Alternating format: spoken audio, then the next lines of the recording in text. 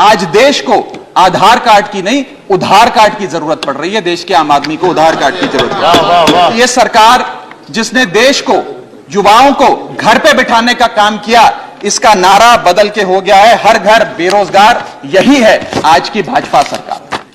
Sir 1947 से लेकर 2014 तक, यानी कि इन 67 सालों में कई पार्टियों की सरकारें रहीं, केंद्र में कई पार्टियों ने शासन किया।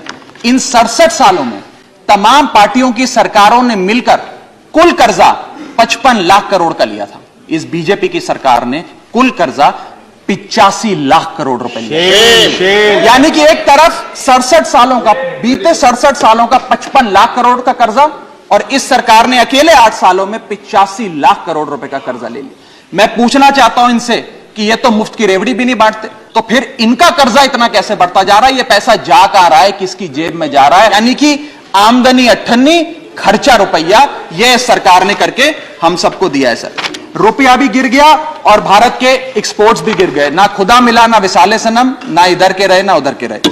भारतीय जनता पार्टी ने वादा किया था कि हम 2 करोड़ नौकरियां हर वर्ष देंगे।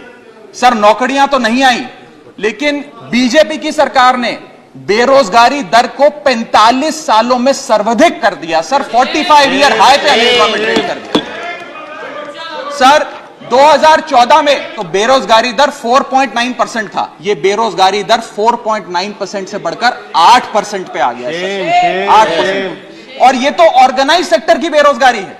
अनऑर्गेनाइज सेक्टर के जॉब लॉसेस, एमएसएमई के कारखाने कितने बंद हो गए, उनका घर बिक गया, कारखाने बंद हो गए, उसका तो हिसाब ही सरकार के पास नहीं है। सर हम लोग छाती चौड़ी कर कर कहते हैं कि हम युवा देश हैं, हम युवाओं का देश हैं, हमें अपने डेमोग्राफिक डिविडेंड पे गर्व है, फक्र है। सर भारत का डेमोग्राफिक डिविडेंड बेरोजगारी के तले दबता जा रहा है, सड़कों पे लाठियां खा रहा है, और भारत सरकार डेमोग्राफिक डिविडेंड को डेमोग्राफिक डिजास्टर में तब्दील करती जा रही है। सर ये सच्चाई है आज कि ये सरकार जिसने देश को, युवाओं को घर पे बिठाने का काम किया, इसका नारा बदल के हो गया है हर घर बेरोजगार। यही है आज की भाजपा सरकार। वादा किया था सर आय बढ़ाने का, आय तो बढ़ी नहीं, महंगाई बढ़ गई। और सर बढ़ती महंगाई और घटती कमाई के चलते आज देश को आधार कार्ड की नहीं उधार कार्ड की जरूरत पड़ रही है। देश के आम आदमी को उधार कार्ड की जरूरत है। वाह वाह वाह। मैं कहना चाहूंगा कि यह सरकार आप सबको गरीब कर रही है। गरीब सिर्फ वो नहीं सर जो सड़क पे कटोरा लेकर भीख मांग रहा है, हम सब गरीब हो रहे हैं। गरीब इसलिए हो रहे हैं कि हमारी आमदनी नहीं बढ़ रही, लेकिन महंगाई बढ़ती जा रही है। सर मैं उदाहरण देता हूं, एक शख्स जो 20,000 रुपए महीने के कमाता था और 18,000 रुपए खर्च करता था, वो महीने का 2,000 रुपए बचाता था। आज उसकी आमदनी 20 की 20 है, 20,000 है, लेकिन खर्चा 18,000 से बढ़कर 25,000 करोड़ हो गया।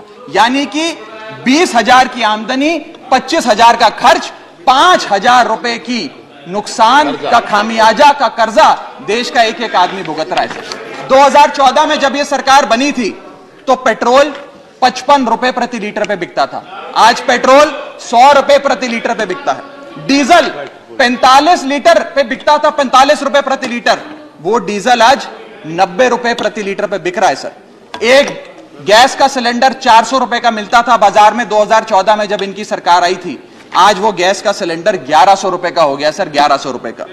दूध 1 लीटर 36 रुपए का मिलता था, दूध आज 60 रुपए प्रति लीटर हो गया है। और सर सीएनजी 40 रुपए प्रति यूनिट प्रति केजी मिला करती थी, आज वो सीएनजी 80 रुपए प्रति यूनिट मिलती है। सर इस देश में जब प्याज के दाम 100 रुपए प्रति केजी के ऊपर हो गए और इस सदन में हंगामा हुआ, तो माननीय वित्त मंत्री जी ने कहा कि मैं प्याज नहीं खाती, तो मुझे उनके भाव से, प्याज की कीमतों से कुछ लेना देना नहीं है। ये मेरा विश्वास है सर कि माननीय वित्त मंत्री जी आटा, चावल, दाल, दूध, दही, पनीर तो अवश्य खाती होंगी, क्योंकि इन सब के भाव बढ़ गए। जीएसटी लगा लगा के इन्होंने देश की थालीनॉमिक्स, फूड इन्फ्लेशन को बिगाड़ दिया। आमदनी 98, खर्चा रुपया, यह सरकार ने करके हम सबको दिया है। सर 1947 से लेकर 2014 तक, यानी कि इन 67 सालों में कई पार्टियों की सरकारें रहीं, केंद्र में कई पार्टियों ने शासन किया।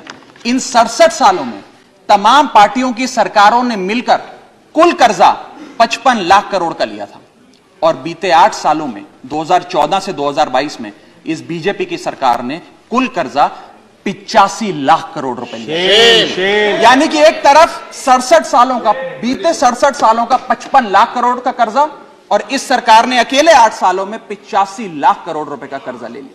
मैं पूछना चाहता हूं इनसे कि ये तो मुफ्त की रेवड़ी भी नहीं बांटते, ये तो मुफ्त की रेवड़ी में भी विश्वास नहीं रखते, तो फिर इनका कर्जा इतना कैसे बढ़ता जा रहा है? ये पैसा जा कहां रहा है, किसकी जेब में जा रहा है?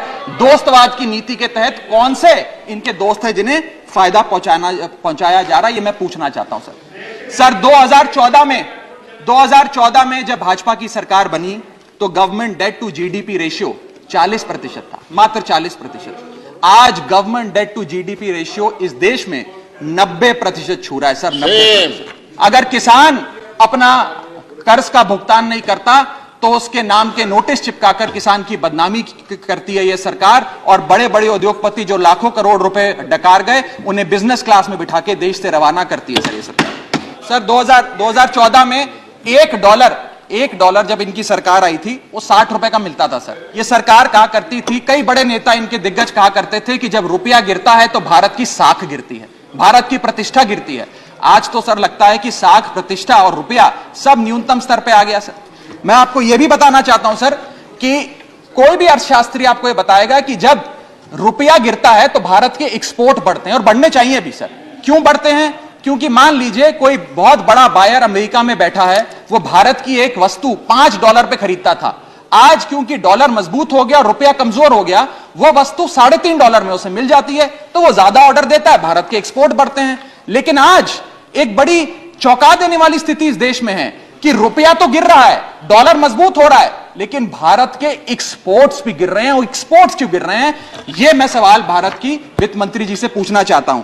रुपया भी गिर गया और भारत के एक्सपोर्ट्स भी गिर गए, ना खुदा मिला ना विसाले सनम, ना इधर